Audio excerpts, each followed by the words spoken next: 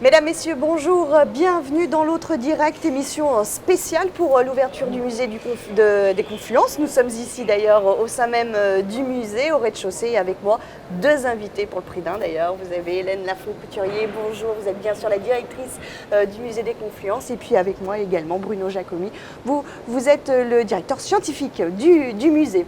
Alors Hélène, on vient de découvrir, les journalistes ont eu ce privilège de découvrir un peu ce musée, cet établissement. Il y a l'extérieur, il y a l'intérieur. Votre première impression là, alors que cette inauguration commence et va encore continuer ce week-end? C'est beaucoup d'émotions en fait, d'ouvrir, beaucoup d'émotions, beaucoup de stress aussi pour l'équipe. C'est la fin d'une aventure. Parce que lorsqu'on ouvre au public, c'est cette aventure qui a joué sur une cohésion d'équipe, parce qu'à la fin, on est tous tendus vers un seul but qui est d'ouvrir. C'est beaucoup d'émotions, c'est l'émotion de voir le public rentrer, découvrir les salles d'exposition, s'émerveiller, c'est le sentiment que j'en ai là à l'issue. Oui, il y avait les gens, les yeux qui pétillent un peu, parce que c'est vrai que vous avez quand même relevé le challenge. Il y a des très belles pièces, hein, Bruno. Hein. Oui, oui. Et je prolonge aussi, on a eu quelques enfants qui sont passés aussi dans les expositions et j'étais très ravi de voir aussi cette étincelle dans leurs yeux, parce qu'en fait, les musées, c'est un peu trop souvent un peu sage pour les enfants. Et là, visiblement, je pense que c'est un musée qui est à la portée vraiment de tous. Oui, vous avez joué beaucoup sur l'interactivité. Il y a même des pièces que l'on peut toucher.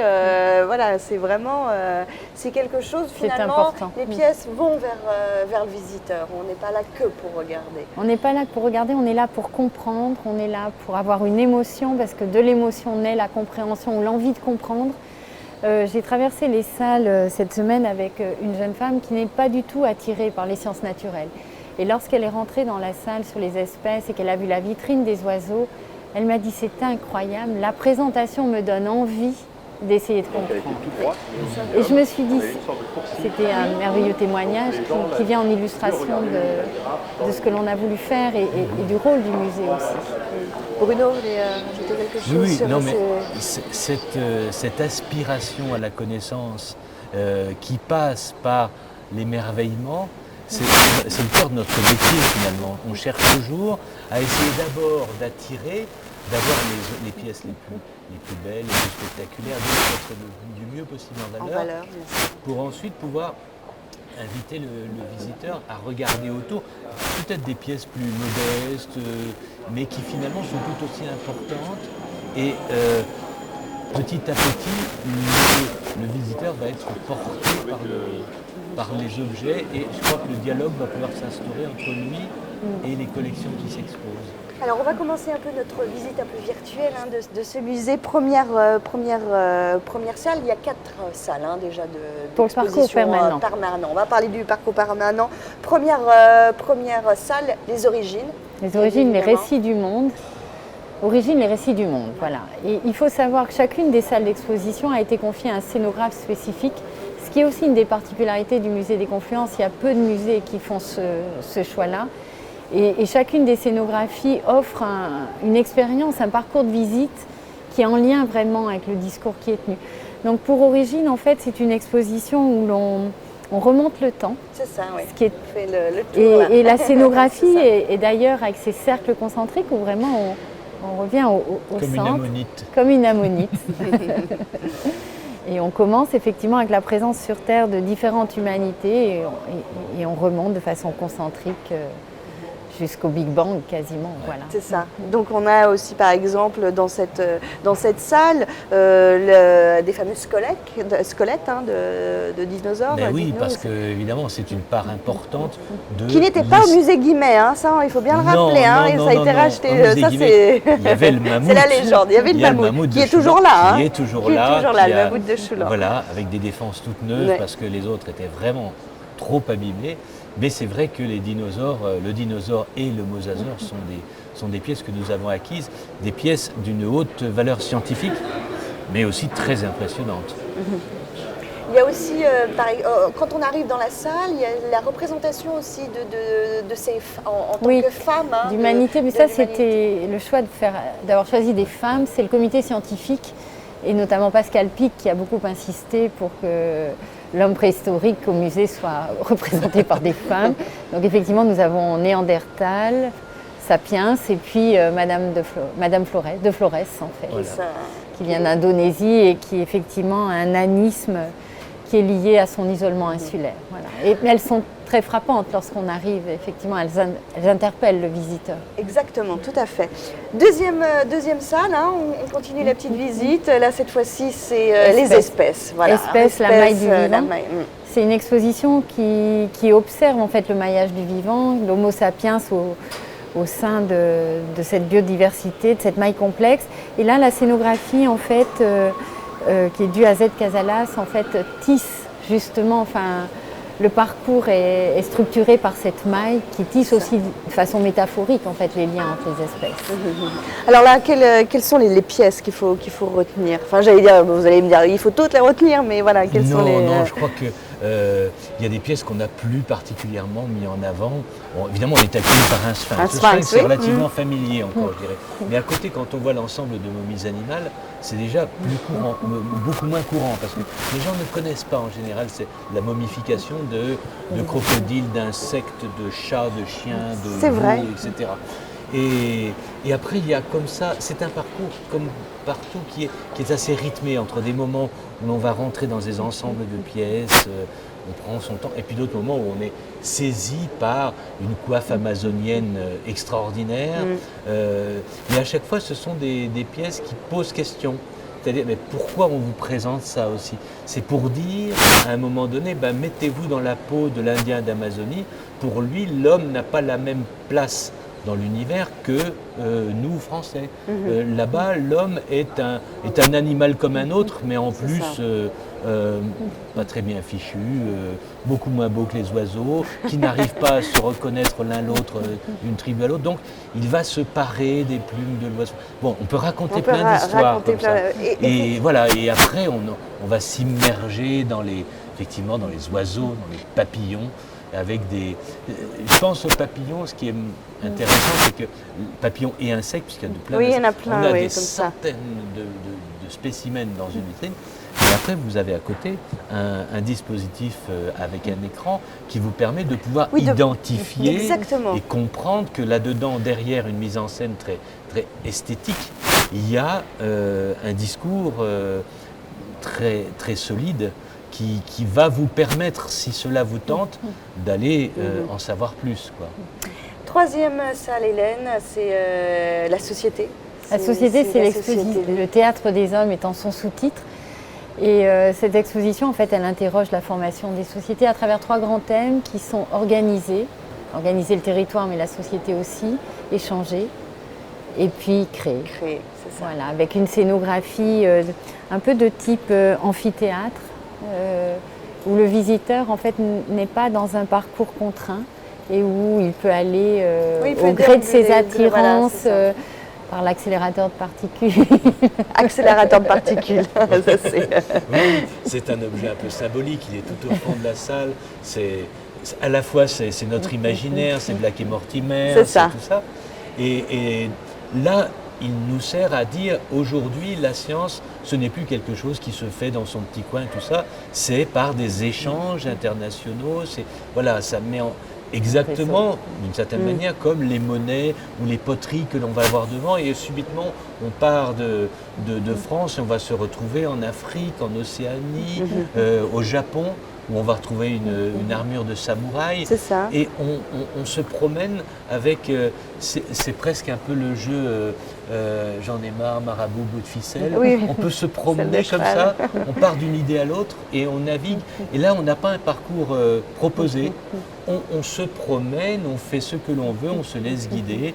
On va aller vers la vitrine des minéraux, maintenant qu'elle est quasiment terminée là aujourd'hui. Elle est extraordinaire. Et tout à l'heure, quelqu'un me disait, ah bah tiens, j'ai compris le lien qu'il y ait les objets, et notamment les téléphones qui sont en face, avec cela, parce qu'il dit, Il dit, il n'y a pas de discours, on a tout de suite compris le lien entre le matériau et l'objet, le smartphone qu'on a dans la poche, etc. Effectivement, ce que vous disiez, c'est que les objets, parfois, on a l'impression comme ça, mais en fait, il y a vraiment une rencontre entre des objets totalement différents. Et voilà, ça se coordonne, ça s'explique. Et c'est vrai que ce rapprochement d'objets qui sont issus d'histoire, de géographie, d'usages différents, en fait, il y a une compréhension qui naît. Enfin, ce que tu viens de dire l'illustre parfaitement. C'est pas du hasard total. Non, bien au contraire. Bien au contraire. Les choix ont été très avec ça. Je pense qu'il y a de véritables jeux de pistes à faire. C'est pour ça que je pense aussi que les jeunes publics devront être vraiment intéressés. Exactement. Alors, dernière salle, la 4e salle, c'est à l'éternité. C'est vision de l'au-delà. Qui questionne le rapport à la mort.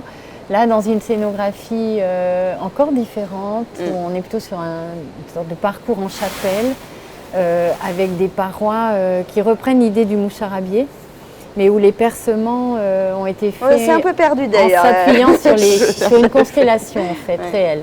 Il faut dire que les percements sur ces plaques n'est pas dû au hasard. Jamais le hasard. Voilà, et donc le scénographe en fait a fait ses percements en partant de constellations réelles. Et effectivement, il y a un parcours qui est proposé. On passe le passage entre deux mondes, la question du culte des ancêtres en Afrique. Et puis on a une petite chapelle Égypte, une petite chapelle Pérou, une petite chapelle Géorgie, enfin Ossétie du Nord. Des visions, de la mort que l'on peut avoir, de l'éternité, de la vie aussi. Et des pratiques. Et des pratiques. Et des rituels en fait qui sont mis en place pour accompagner le défunt et pour faire face finalement à cette fin qui est inconcevable quand même. Bruno, un mot sur cette salle. C'est un point d'orgue parce que c'est peut-être pas la plus accessible au premier abord parce que je suis assez d'accord, c'est vrai. Mais après, quand on voit que finalement, à des milliers d'années d'écart, on a des pratiques qui finalement se ressemblent. On a l'Égypte, on a la Géorgie, on a le Pérou, et on s'aperçoit que partout, les peuples ont développé des pratiques similaires. Et on se dit, l'homme que l'on essaie de raconter, il a des espèces de développement qui viennent certainement du plus profond des âges, puisqu'on sait que déjà Néandertal enterrait ses morts, avait des pratiques funéraires.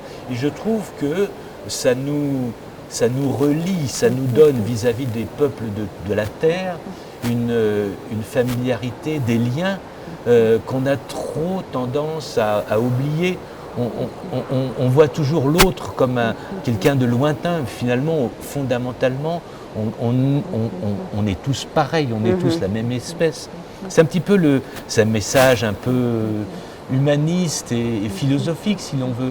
Mais c'est vrai que cette salle a une scénographie très, très intime. Nous avons voulu, et les architectes, les scénographes ont donné quelque chose qui respecte à la fois les humanités qui sont là, et le visiteur, parce que la vision de la mort, on n'est quand même pas tellement familiarisé. Sur ces 4 salles, la première impression qu'on a, c'est qu'on n'a vraiment pas l'impression que c'est un musée comme les autres. C'est vraiment ça. Et bon, je le dis moi, mais autour de moi aussi, je l'ai entendu. C'est vraiment pas comme les autres, c'est vraiment différent. C'est le musée du XXIe siècle. Un projet inédit, effectivement, Confluence. Ça, là-dessus, il faut... Ça c'est vrai. Alors, ça va continuer, les ouvertures petit à petit tout au long du mois tout au long de 2015. Dans les mois qui viennent, il va y avoir des expositions aussi temporaires. On ouvre avec 2 qui sont deux sur les racines, 2 racines fondamentales de ce qu'est Confluence. Mais effectivement, au mois de février, on ouvre à la conquête du pôle Sud. Ouais. Ça a l'air... on a vu les premières images. C'est encore une aventure qu'on va raconter. On a envie là. Voilà.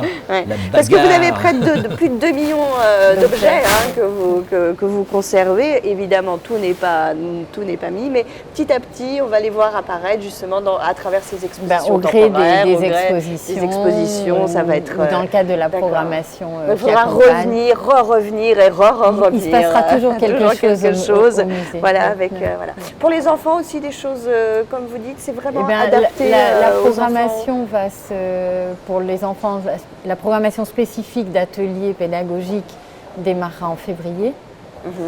Mais dès à présent, dans les Oui, on salles, peut y aller. tu le disais tout à l'heure, effectivement, on a reçu ce week-end les enfants de l'équipe du musée. C'était important de pouvoir partager ce moment avec ses proches et en fait de voir la réaction des enfants qui étaient émerveillés et même des tout petits en fait. Donc, et puis il y a ces objets à toucher aussi qui sont aussi pour eux. Mais je pense qu'on peut retrouver dans un musée une nouvelle manière d'observer les choses. On a perdu un peu ce sens de l'observation. On regarde tout très très vite. Dernière question, est-ce que quelque part, on peut dire que c'est vraiment un musée accessible à tous? Ah oui. Parce que c'est peut-être la peur que certains ont. La peur qu'on a de tous les musées, voilà, on se dit est-ce que c'est trop pour moi, élitiste c'est peut-être, toujours voilà. Est-ce des que lieux là, impressionnants.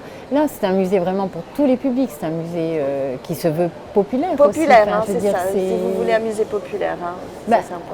moi, j'aime les musées où le public vient. Oui, c'est ça. Si on fait un musée, enfin une des grandes Que pour une satisfactions quand partie on travaille dans un musée, c'est de voir que le public est au rendez-vous et qu'il l'a adopté. C'est ça notre vœu. Merci beaucoup en tout cas d'avoir été nos invités, de nous avoir accueillis ici dans votre musée quelque part, c'est quand même un peu le vôtre. Et du coup ça ouvre le samedi 20 décembre à 10h du matin. Dès 10h. Très bien. Voilà. Merci à vous, on se Merci. retrouve très bientôt sur lyoncapital.fr.